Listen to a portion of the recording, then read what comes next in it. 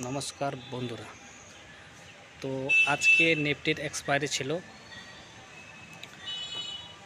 তো আজকে time decay হওয়াতে প্রিমিয়ামটা পুরো কমে গেছে।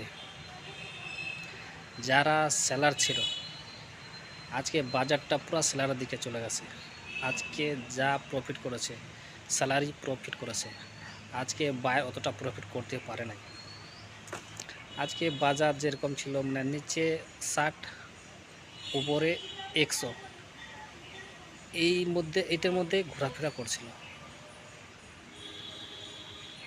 তো আজকে কারা কারা প্রফিট করেছেন কমেন্টে জানাবেন। আজকে আমার তো লস হয়ে গেছে।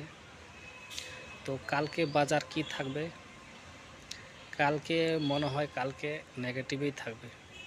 এই কয়দিন 3-4 দিন বাজারটা নেগেটিভ থাকবে, তারপরে বাজার আবার ঘোড়া দৌড় শুরু করবে, উপরে হাই লাগাবে।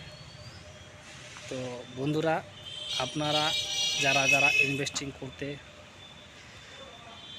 চাইছিলেন বা চাচ্ছেন, আপনারা লং টার্মের জন্য এখন ইনভেস্টিং করতে পারেন।